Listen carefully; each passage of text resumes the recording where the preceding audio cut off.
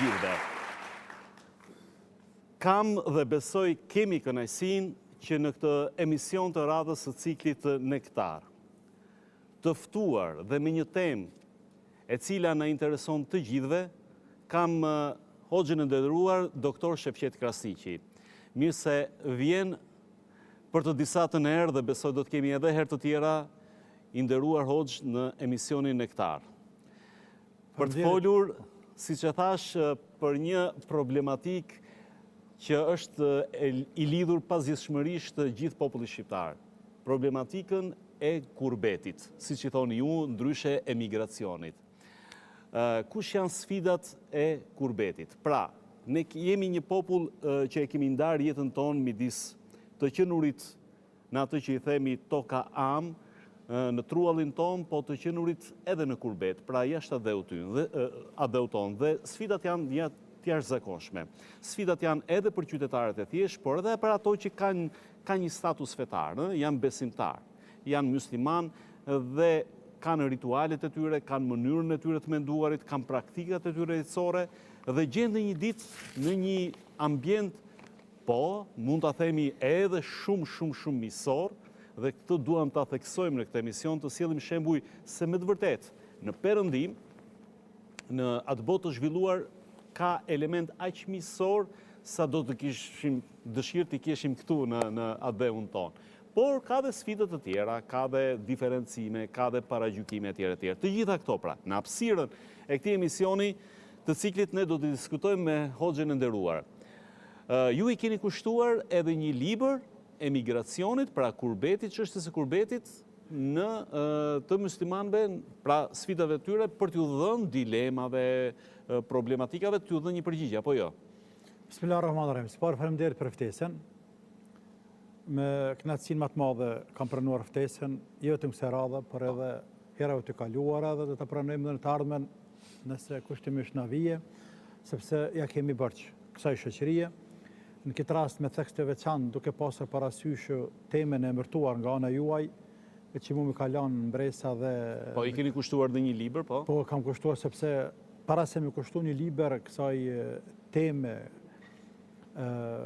unë kam, thojze kam jetuar me vëllezër dhe motra tona në Perëndim, sepse 10 herë, për mos më thonë me 100 herë, i kam vizituar edhe pak qytetet mëdha nëpër Evropë, e shumë edhe të vogla, ka të cilat kanë mbetur pa i vizituar, apo them ndryshe pak qendra islame, pak komunitete shqiptare, duke filluar nga Italia deri në Skandinavia të lartë, kanë mbetur pa i vizitu, pa bashkëbisedu, pa ndaj deri orët e vona të natës me ditë të tëra. Andaj besoj që një problematikën e tyre, hallet e tyre, dertet e tyre, i një tamë se që një dertet hallet e kosovarëve tonë të Kosovë, apo shqiptarëve tonë përgjithësi në Ballkan. Në një rafsh të përgjithshëm, ç'është kurbeti? Pse emigrojnë njerëzit? Pra është diçka, besoj që me jetën njerëzore, është bashkëqyruse jetën njerëzore, lëvizje, njeriu nuk rri me një vend, është gjithmonë në kërkim. Ka pra atyre që qëndrojnë, lindi dhe vdesi me një vend dhe në një kuptim më urban, në qytetet e tyre, në vendbanimet e tyre, në adeun e tyre, dhe ka pre atyre të cilët lëvizin dhe s'ditë se ku ze këmba vend. Çështja e shpërnguljes, e hijretit, e mërgimit, është çështje vjetra, që është edhe ti, që është edhe ju vetë. Historia që mëtë nuk e mban mend sa mëtë njerëz se kanë të njohur këtë fenomen. Dhe kjo ka ndodhur për shkaqe të ndryshme, që nuk është fundja teme jonja, por na sinjalizon për këtë edhe Kurani, ku Allah i madhruar na tregon se Musa alayhi salam, pejgamberi i Zotit, i tha popullit të vet: "Wa anal arda lillahi yurithuha man yasha'u min ibadihi wal aqibatu lil muttaqin." Kur Musa tha popullit vet: "E janë të futemi në Palestinë." Dhe ata pak sa nguruan, Musa e tha: "Toka është e Zotit. Ja bën trashëgim kujt të don, ja lën trashëgim kujt të don." Dhe fundi është për të devotshmit. Dua të them se ky glob, ky planet është i Zotit. Njerëzit të Zotit, toka është e Zotit. Dhe Allahu krijon me caktimin e tij, me urtësinë e tij na, sfida të ndryshme, raste, situata ku njerëzit lakmojnë, herë imponohen, detyrohen që besa me qefe me zër, për me lëshu vatanën e vetë, për të kërkuar një jetë më të mirë, për shkaqe të ndryshme që janë të njohura. Gjithashtu i madhi Zot, neve në Koran, gjithashtu në pralemrën, kër jemi të kë fenomena, pa të këtë dukuri se toka është të Zotit, thëtë Allah Azza wa Jall, hu alladhi ja'alakum al-ardha dhalulan famshu fi manakibiha wa kulu min rizqihi wa ilayhi an-nushur. Allahu është ai i cili ka krijuar tokën, wa ka bërë ju të nënshtruar. Estin e për te, punoni, kërkoni të mirat e sajna, që dalin prej saj. Kërkoni të mirat e sajna. Ka ligjëruar në një farë mënyrë lëvizjen. Perëndimi pe atje që shkojnë lindje e kërkojnë naftën. Lindja shkon në perëndim, kërkojnë të mirat që ka perëndimi. Pra është ligjëruar kjo lëvizje. Lindja mesme dhe perëndimi shkojnë lindje në largët atje, apo shkojnë në veriu krejt në Antarktik atje për kërkuar diçka tjetër. Allahu po thotë, ju lëvizni për tokë, o ju njerëz, lëvizni, tokë është e Zotit, ju lëvizni talent, unë ja akumulon juve, njerëzve. Ama mos harroni po Zotin fund të jetit, se o ilayhi nushur, se te ka i keni më kthyer. Ky fundi i jetës jep me kuptu se pse u jepet mundësia juve me shkue kudo që shkoni në për botë, me lanë vatanë juaj, sillnu mirë dhe drejt. Keni parasysh se Zoti lart ju sheh, andaj mos bëni pa drejt, mos bëni zullum, mos veproni keq, sepse në fund ja keni me dalë para të madhe Zot, keni më mbledh të gjithë dhe keni me dhënë llogari. Megjithatë njeriu ka një lidhje shpirtërore, kur themi në mënyrë metaforike, me gurët e sokakut, me çezmën, me shtëpinë, me trarët, në kuptimin e lidhjes me Adheun. Lidhje e cila nuk shkputet dhe këtë frymarrën e fundit.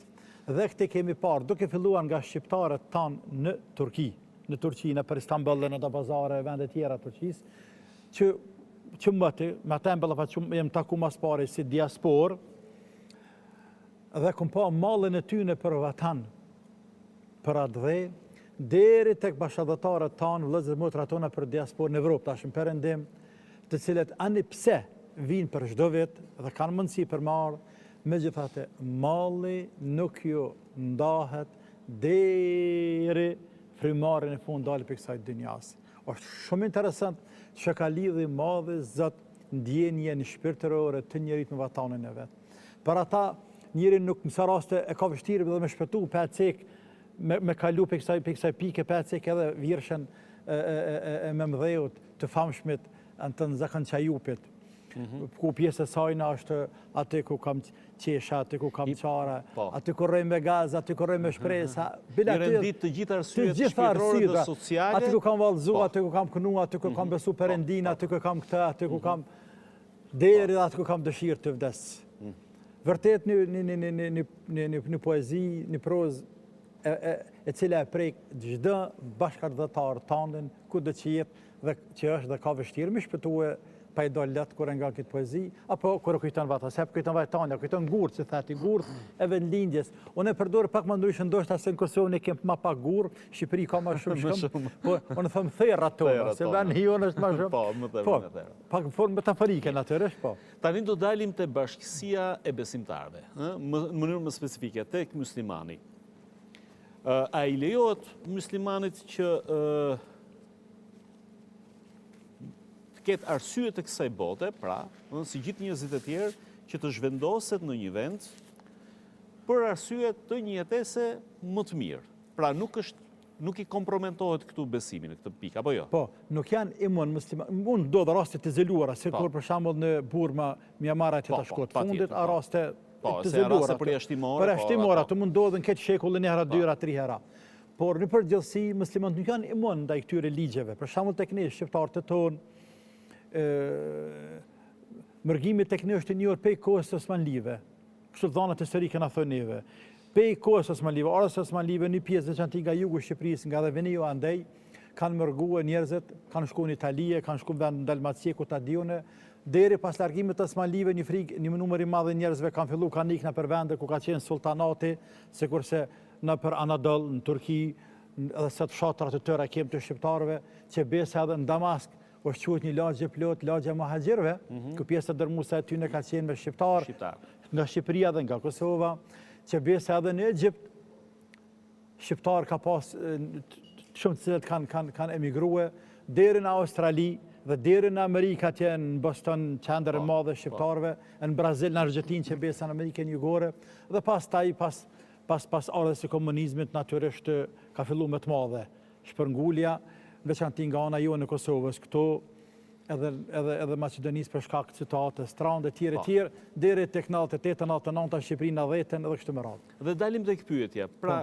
kur një musliman, një komunitet besimtarësh është në perëndim, me çfarë vetëdije fetare duhet i qaset atij realiteti? Po i bëj një parantezë. Një miku im që ishte pak ditë më parë në Suedi, eksperiencë e parë në atë vend, sigurisht për takuar një komunitet besimtarësh dhe për të mbajtur një ligjërat, jo hoxh, por nga shoqëria civile, siç i thon ndryshe, dhe thotë konstatova diçka, i pyeta për kushtet dhe pothuajse i kishin realizuar të gjitha ato që kërkon njeriu. Pra të punësuar, gjendje ekonomike mirë, shkollimi, gjithçka. Po tani, për çfarë? Sepse jetoni, tha, në një shoqëri që i ka të qepura gjërat. Atëherë, a keni ju element për t'ia dhënë kësaj shoqërie në kuptimin superior të fjalës? Dhe këtu pastaj tha ndesha në një lloj mos përgatitë për t'i dhënë përgjigje kësaj sfide. Çfarë do t'i jepni tash kësaj shoqërie? Kush është kauza juaj? Okej, në aspekti material i keni realizuar gjërat. Kush është kauza juaj?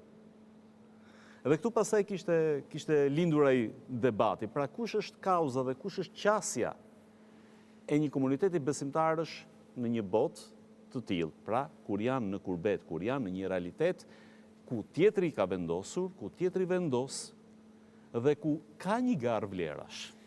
Dëgjoj, shqiptarët e tonë në perëndim dhe gjithandej në për botë ku janë, i kanë sfidat e veta. Për ata dhe librin që cekit e kam titulluar Sfidat. Po, e tyre në perëndim. Natyrisht kam pas për qëllim komunitetit shqiptar, por kryesisht me përkatësi islame, muslimane.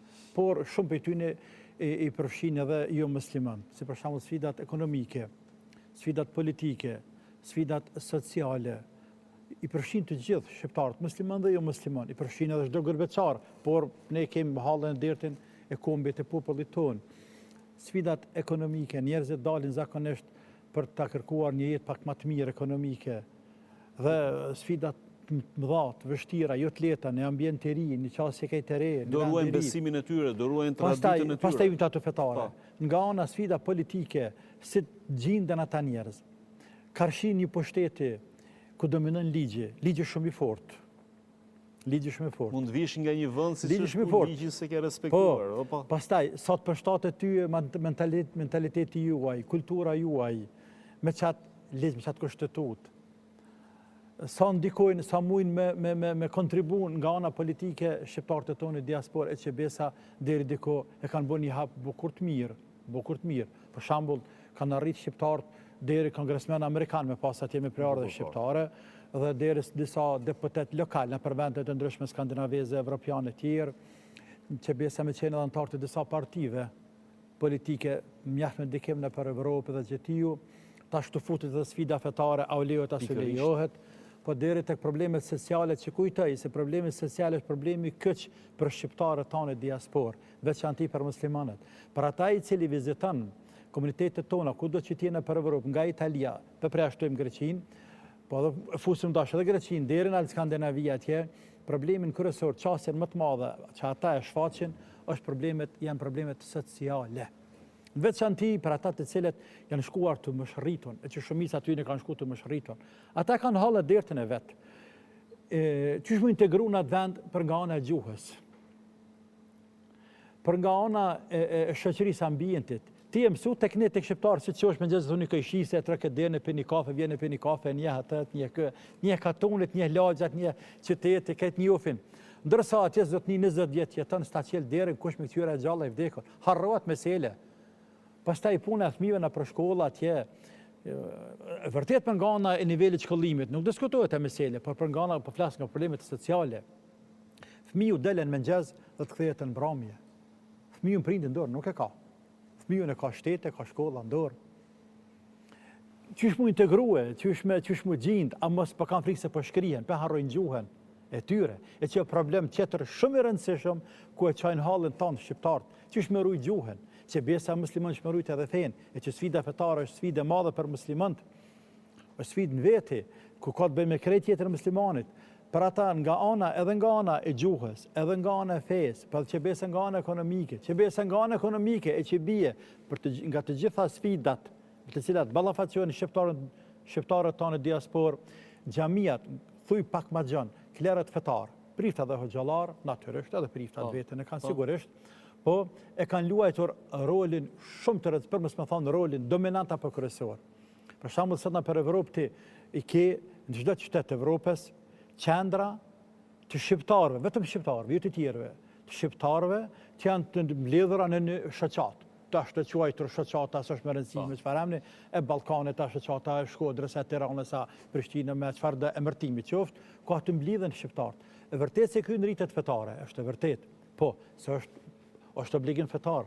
Por aty ruajnë gjuhën ata. Aty ruajnë gjuhën. Aty i mojnë lidhet mes vete, fare fesnore, shoqërore, ofrohen takohen njerëz mes vete. Aty çajnë hallët dertet për vatan. Aty mblidhen kontribute, çka ka të bëj kontribute, për shkak çka që gjatë luftës tonë kosovarit, luftës Kosovës, 98-99, këtë për xhamia, në për edhe disa klube që kanë qenë atë kohë, janë mbledhur, janë organizuar, e tubuar gjithë ato fonde që vëllindja thretet e tjera që kanë dedikuar ushtrisë tonë dhe vendit tonë për gjithësi. Jo vetëm lufta, por jo vetëm lufta, por ndihmat e tjera. Kosovar besoj që fuqia më e madhe ekonomike është pikërisht shkurbeti. Po. Po. Nëse dalim tash të fuqia ekonomike, nëse dalim të të mirat që përfitojmë në pejtyne. Tash kjo te pak më ndryshe nëse na lejon, kjo është te pak më ndryshe. Tash të mirat të cilat, në herë sfidat, vështërsit, e mbi gjitha që ceket parën malli, i mbyt malli, nëse thu dikuj që ka kjelë që ljo dhe plak, thë të hoqë, malli mbyti për vatan. More burë për shkëm më të dyve, thë nuk ngope me vatan tem. Më i ëmbel është dheu dhe balë të vatanit, e thera dhe gurt e vatanit tim, se sa dollata për lekta për këta diune. Po, për kundër kësaj, si doj që tjetë për kundër kësaj dëshira për të larguar nga ky vend, dhe ky është një problem edhe një ngërç edhe një plagë shumë e madhe shoqërore së shoqërisë shqiptare. Ne kemi edhe nga folklori, kemi këngë ku kurbetit i këndohet me dhimbje. Gjithë problemi është këtu. I këndohet me dhimbje, po më bëhalla më falë për dërprej, ama tash në smuna me këtë temë ka shkurt, me këqyre shkasht e gërbetit, sepse një pjesë e madhe fajt i lihet edhe liderve tanë zëtni. Pikërisht. Pse nuk vi për Gjermanisë me shpergull Kosovë, a të kalzëm të mu. Pse zvi për Zvicër me shpergull Kosovë? Pse zvi për Luksemburgit? Pse? Sepse punojnë për vatan. Se zëtnit punojnë 24 orë për vatan. Dhe ja krijon kushtet atë bashkëdhëtarit vetë, punëtorit vetë, shqiptarit vetë, ja krijon kushtet më të mira se ku do në botë. Andaj për ata bashkëdhëtarët tonë, ngërbet, të gjithë, me mujtë më këthin Kosovë, veç me pas sa për bukë e kryp me hongër, sa për bukë e kryp. Kthehen. S'paku e shprejnë vetë ata, vetë e thuj. Kthehen thjesht nga dhimbja ose nga aspekti thjesht shpirtëror, apo kthehen me vetëdijen, sepse ka një problem shoqëria shqiptare, që s'po e shëron dot, madje po i theksot akoma dhe më shumë. Dhe në këto shoqëri shqiptare përmbledhet gjithë hapësirat, ne mbetemi popull konsumator. Duam të gëzojmë të mirat që ka bërë tjetri, ka luftuar për të. Por ne nuk krijojmë të mirat tona. Ne nuk krijojmë. Këto është problemi vetëdijësimit të shoqërisë. Pikërisht sepse nuk krijojmë dhe madje në këto hapësira pastaj përfshihet brenda tyre ndodhet dhe elementi musliman. Dhe kjo është sfida më e madhe.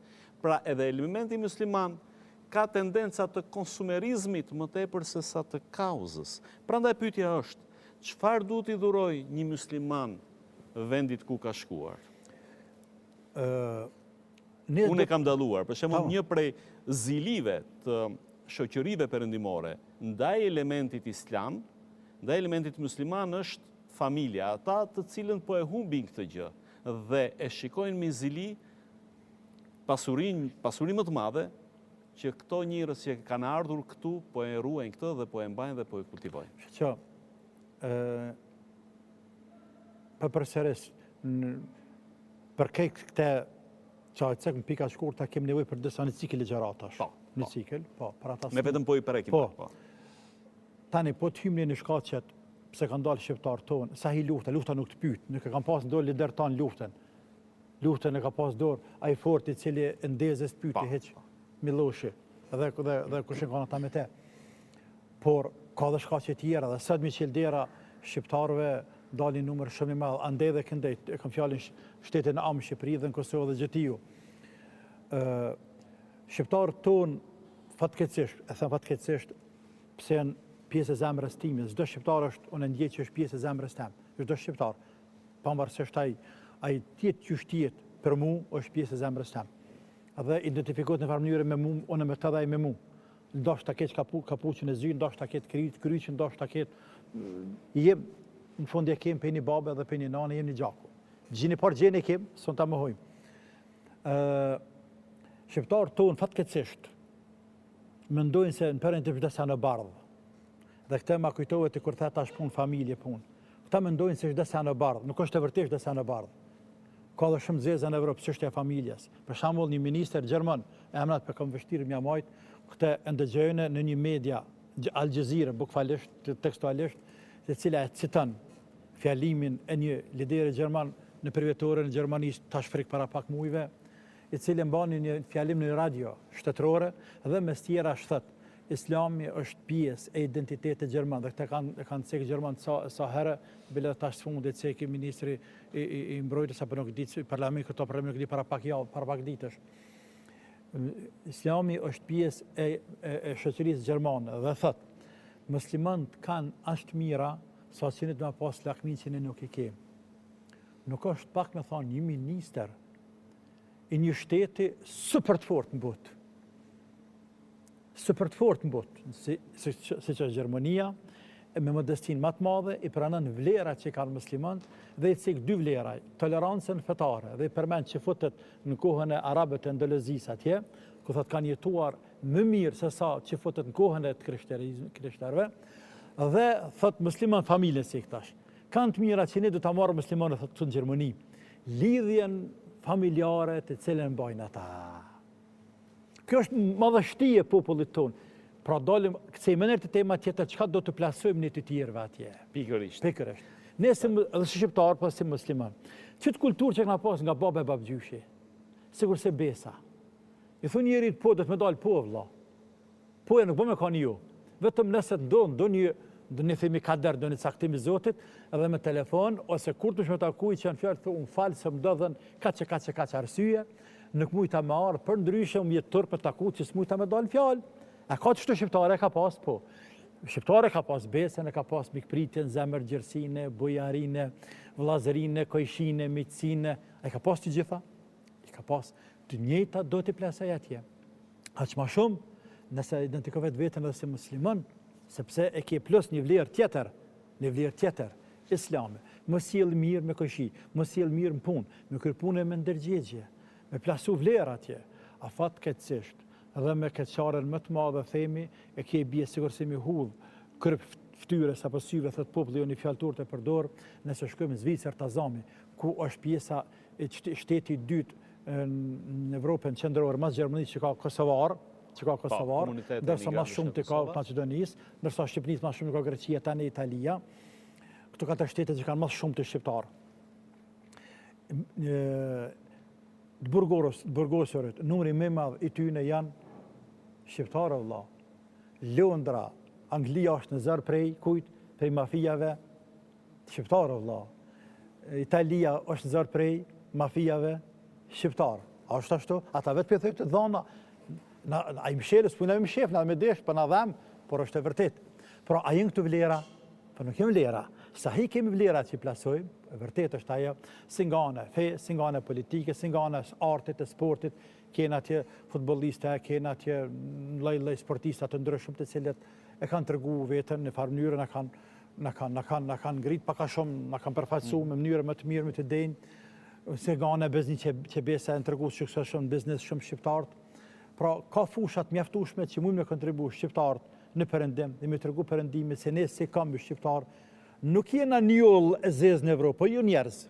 Ani pse nga njëherë Evropa me dekada na ka konsideru një lëzez me keqardhje, po le të mbetet e kaluar. Le të mbetet e kaluar, e jo e tashme.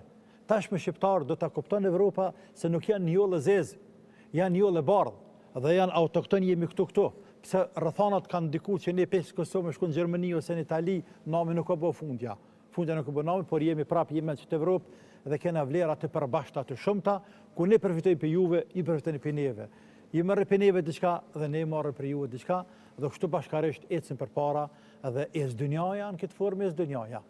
Sa të kënaqur jeni me të drejtat që Perëndimi u jep kurbeçive dhe sidomos muslimanëve? E njihni këtë pjesë të këtij realiteti? Ne sfundi kemi dhe shembullin më kuptim plot që është kryebashkiaku i Londrës, nuk është gjë e vogël, janë dhe disa udhëheqës të tjerë në Europë pra me përkatësi muslimane, por është në krye të këtij fenomeni. Kjo, nëse dojmë ta shticekum gjërat pozitive, cekum mallin e sfidat e ndryshme që kanë shqiptarët tonë atje, pa ana pozitive tyre në Evropë, përpas anës ekonomike që kanë atje. Shqiptarët musliman veçanti dhe muslimanët në përgjithësi, kudo që t'jenë, po ne theksojmë shqiptarët, kudo që shkojnë në për Europë, apo thuaj dash pak ma preciz, pjesën absolute të shteteve të Evropës e kisha hek Greqinë, sepse e vetën e ka preashtu, sepse i shkel të drejtat e muslimanëve në mënyrë flagrante, dhe as dert nuk e ka. Dhe këto haptas nuk e mshef hiç ajo. Se të kalosh në Itali për pjetë, dektere në Skandinavi dhe Londër, në Amerikën, Kanadë, drejtat e muslimanëve se cilin janë të mira dhe më të mira se sa vendin tjetër. Bile, disa vende ja o ke lakmin e tyre. O ke lakmin. Shumica atyre shteteve, pjesë absolute e tyre për përsëris, kanë më shumë të drejta muslimanët atje se sa që kanë muslimanët tek ne në Kosovë konkretisht. Te ju në Shqipëri kanë pak më mirë, se kanë i burë të mirë atje që ka emnin e dirama. I cili punon me adhon drejta të gjithëve. Dhe njeriu i mirë duhet ta falenderojsh për punën të cilën e bën. Po pra, bile kam dëgjuar së fundi një lajm shumë të sigurt, kështu kam dëgjuar, po se kam si lajm shumë të sigurt se edhe një prej sekretareshave apo prej punëtorëve të stafit të tij, të kabinetit të tij e ka me mbulesë, sepse nuk ka paragjykime njeriu. Tek ne në Kosovë është pak më ndryshe, kthehëm Kosovë për mbledhjen që kemi perëndim atje.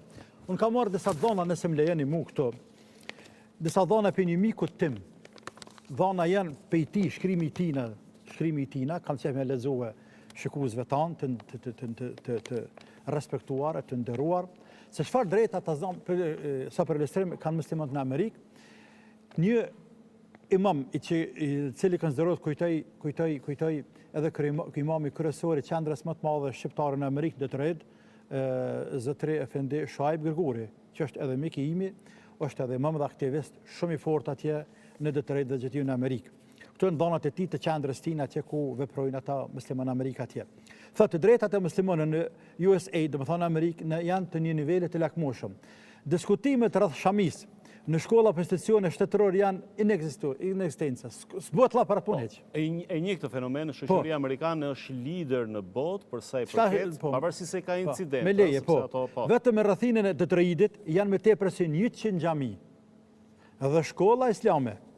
Se këtë do t'ja them edhe disa shqiptarëve tonë të cilët kur përmenden të emrin islam, veç e thirrë zemra tik tak, don me kup. Don me kup fuqi kompron islam pe Medinë, pe Arabie. Pe islami të 600 vjet vëlla. Islami 600 vjet vëlla, sa kam sjellun.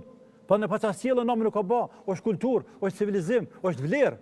Në pranot, në pëlqef, pranomës pëlqef, le muta më temën ne. Dhe le tjetër të më pranon nëse don. Mirë, më leje. Vajzat muslimane janë të lira të veshën shamit në shkollat publika apo private, të cilit do nivel qofshin, nga shkolla fillore dhe gjithiju. Përgjegjësia për edukimin e familjes i takon prindrit dhe shteti nuk ndërhyn në atë se si vishet vajza muslimane apo çfarë do feje qoftë. Në të gjitha institucionet shtetërore, shoqërore, femrat janë plotësisht të lira të bartën shami në vendet e tyre të punës. Kemi gjykatëse që bartin shami.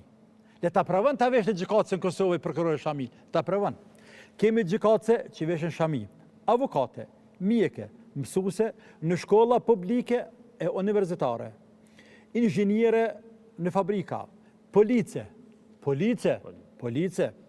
punëtorët e aeroportit, 3 pika të tjera. Bartja e shamicës është e drejtë personale, e individit, dhe nuk i lejohet askujt të shkel të drejtën tjetrit, se e ka gjyqi për para dhe vaj halli për te. Në disa qytete, ku muslimanët janë shumicë, edhe ezani dëgjohet 5 herë në ditë, hapta zë fjallë. Si që është rasti në qytetin Darbornit dhe Hamtramp, prafërsisht, ndisha me lexu mirë. Në shkolla, universitete, spitale, edhe në burgje, ekziston një hapësirë e dedikuar për faljen e muslimanëve.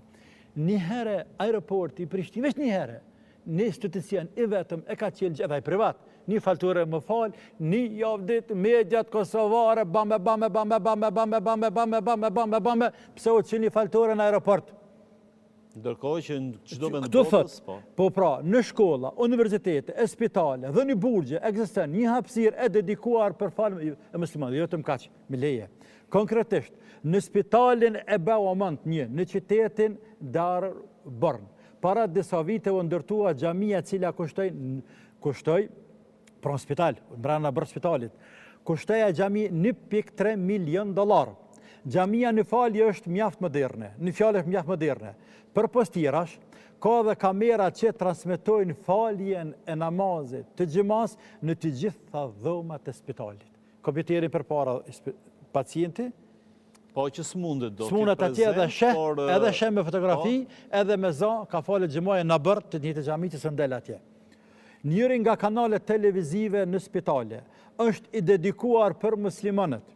Përveç transmetimit të falës së xhamas, në atë kanal transmetojnë lexim Kur'ani dhe përkthim të tij në gjuhën angleze 24 orë 7 ditë në javë. Pra, secili pacient e ka kompjuterin e vet, televizorin e vet dhe prej kanalet. Një kanal e ka 24 orë Kur'an në spital secili pacient, në gjuhën arabe dhe në gjuhën angleze. Në xhami vazhdimisht vendosen literatura islame, kopje të përkthyer të Kur'anit të tjerë, falas për vizitorët, pacient apo familjarët e tyre. Kuzhina në spitale është e veçantë për muslimanët, ku pacientët musliman porosisin nga menuja halal. Spitali ka në stafin e tij edhe imam. Spitali punson edhe imam, i cili konsultohet në çështje të ndryshme që kanë të bëjnë me pacientët musliman. Për shembull, na sjellin shembull këto, në muajin e kaluar thot, kishim një çështje e cila përfundoi suksesshëm. Është fjala për një barn, e cila përdoret për fëmijët e posalindur, të cilët kanë problem me frymarrje. Spitali dëshiron të ta fuste në përdorim një bar i cili është prodhuar nga derri dhe ta largonte nga përdorimi një të ngjashme që është prodhuar nga lopa. Ne thot ndërhyrja e imamit në këtë çështje bëri që spitali ta hiqte dorë dhe të vazhdoi përdorimin e barit që është i lejuar për muslimanët. Ku këtu? Në shtetin më të ngritur në botë. Shtetin më të avancuar botë. Modeli më ekselent i aplikimit të laicizmit. Të gjitha spitalet apo institucione tjera me leje, të cilat kanë staf musliman, kanë edhe vendet e dedikuara për falje, si dhe akomodime tjera si ushqimi, leja për faljen e xhamas, gjatë orave të punës dhe të tjerë. Edhe shqiptarët gëzojnë të drejtë e tyre si musliman në USA, të cilat kanë 14 qendra islame dhe në Amerikë dhe në Kanada. Pra, unë kur kam thirrë nderuar që disa vite radhazi. O ju njerëz, unë për di se ju po ju dhem në islam turko-arab. Mirë, a e kthejmë shpinën që tonë? Ka për që shpojnë në Anglinë Amerikë? A mi të mu drejta që i ka muslimani në Anglinë Amerikë?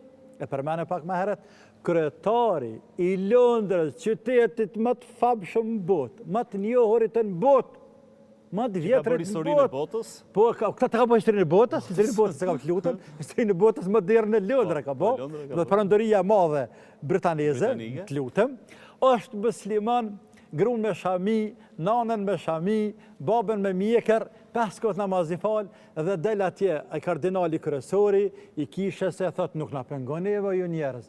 Thot ja, kishën se pengon as një fije nëse qytetarët e kanë zgjedhur me kanë musliman.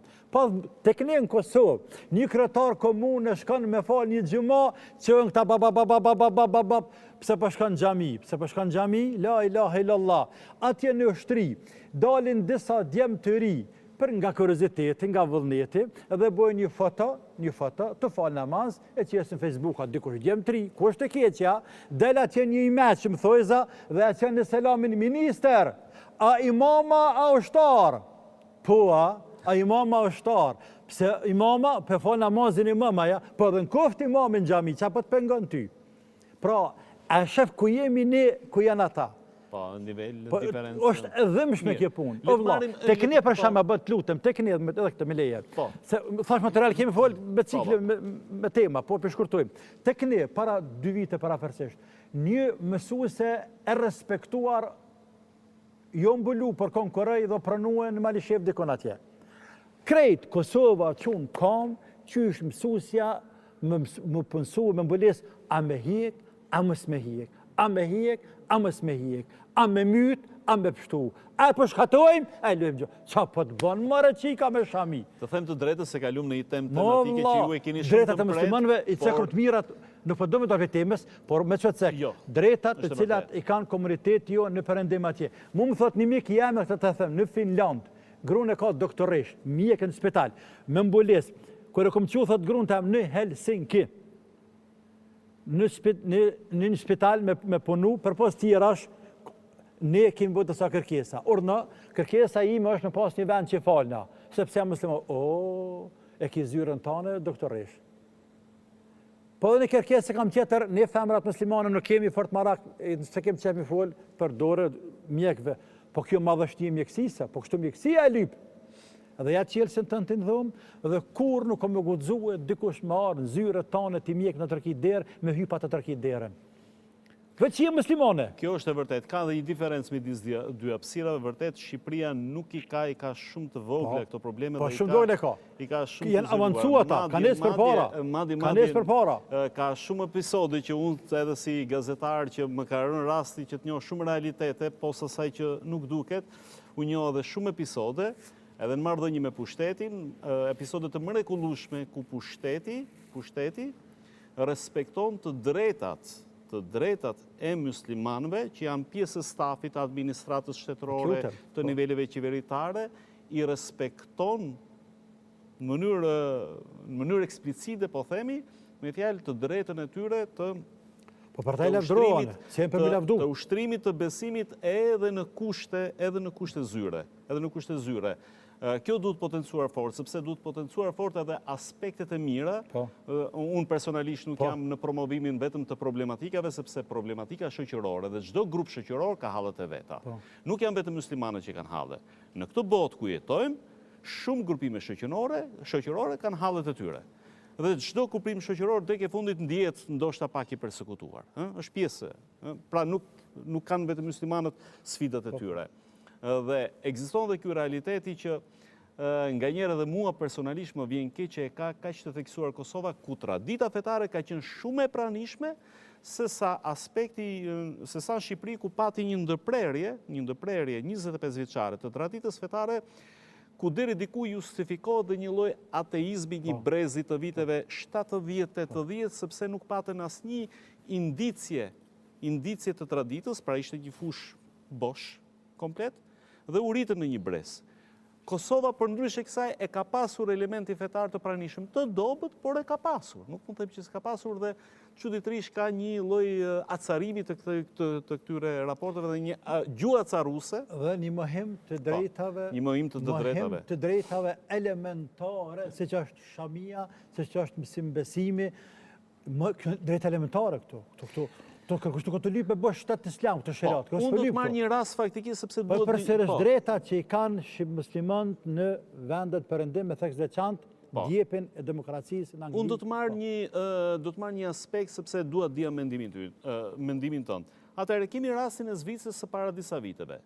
Në një farë mënyre, normalisht është një shtet që u ka lënë dhe muslimanët atje i kanë drejtat e tyre, u shtren fen, por kur erdhi puna për një simbol, siç është minarja, pra minarja, jo xhamia, sepse ne e dim atje në Zvicër janë xhamit e adoptuar apo janë.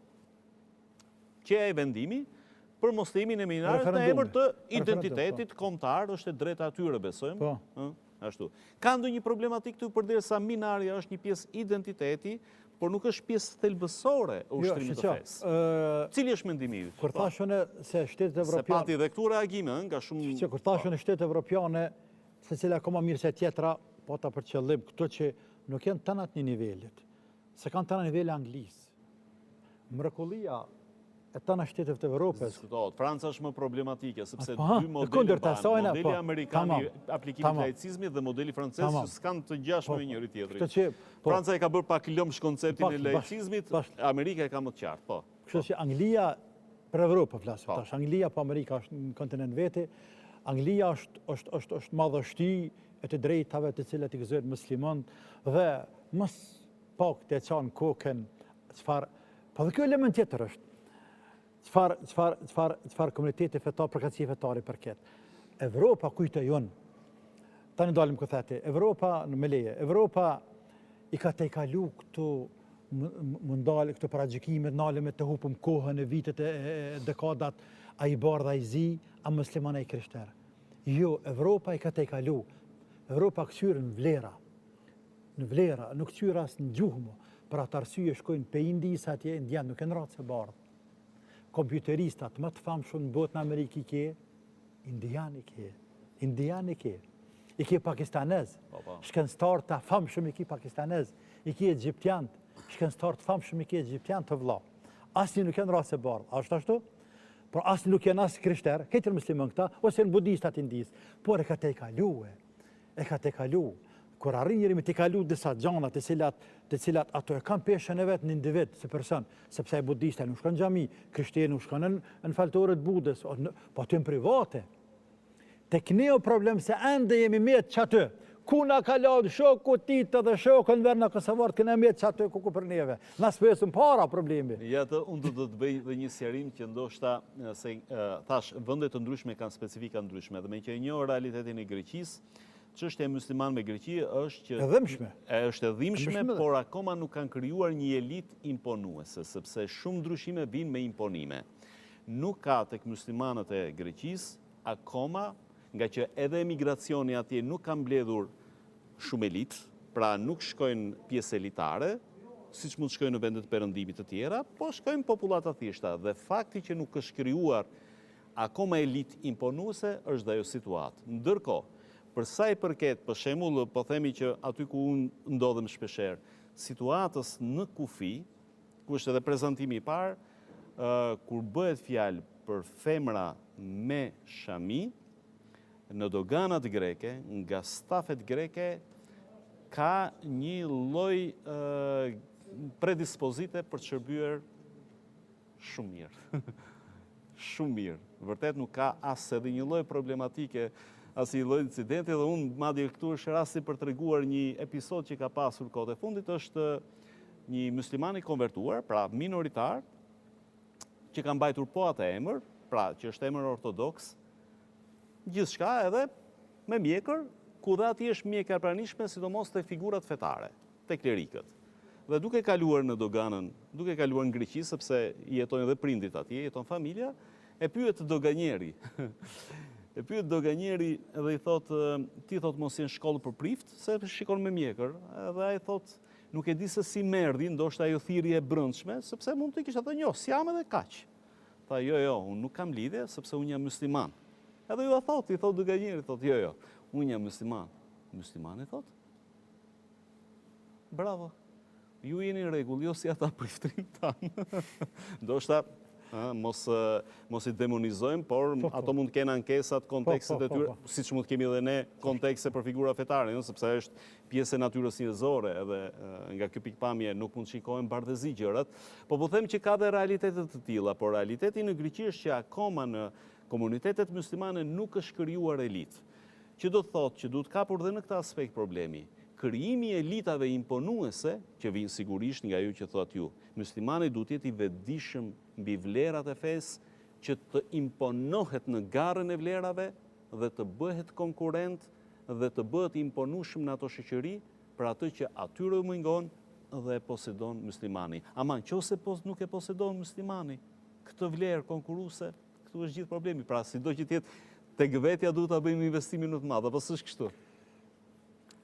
Gjithsesi, në të vetja duhet bëjmë investim, këtu është ai zanafilla ketë aty në sfidave të cilat ballafaqojnë muslimanët në diasporë, ku do të qofshin perëndim atje, sa janë unik, sa janë të fortë, sa janë të denjë për me rujt mes asaj shpirtërores, tradicionales, familjares, kulturë që kanë, dhe mes asaj që ajo servohet në një shoqëri krejt tjetër. Pra, a më shkri krejt, a me lan krejt. Jo, as nuk lejet krejt, as nuk mirët krejt. Por ti merë që dohet me marë dhe e mban që dohet me mbajt prej tanës. Sigurisht pjesë sajnë do tjetë edhe organizimi, e që në përëndim është më mirë atje, elhamdulillah, pizote, po, përëndim është më mirë për ata që është teka sfidat politike, në pjesë jo të vogël shteteve evropiane, kanë edhe në politikë ndikim komunitetet muslimane, edhe falë Zotin i gëzojnë drejtet e veta natyrisht. Jo gjithkohë nivel shembullor, por nivel të mirë, të shumë mirë, të shkëlqyshëm. Po, dhe gjithë herë kujtoj, ma mira për se sa ne në Kosovë me keqardhje. Zotin na drejtoft edhe neve, dhe që gjithë ata që janë diaspora që i përshëndesim shumë, i dojmë shumë, përmallohëm për ta shumë, dhe ndjejmë obligim ndaj tyre. Për ata ne pse kam qenë të këta shumë herë, beso nuk shkoj vetëm për ligjërata, por shkoj vetëm për më çmallë me ta, dhe m'ja bo një lloj një zjarreti, një lloj vizite që ata kanë qef. Një sedislëk. Bukur, minutat e emisionit kanë mbaruar, ndoshta kjo temë do deshte edhe më shumë, por besoj që deri diku në pikat kryesore kanë qenë të ezaurueshme dhe e kanë shprehur atë interesim që ka nga gjithë bashkësia shqiptare dhe sidomos ajo e migracionit të kurbetit mbi sfidat që kanë. Faleminderit, hoxhi nderuar. Faleminderit.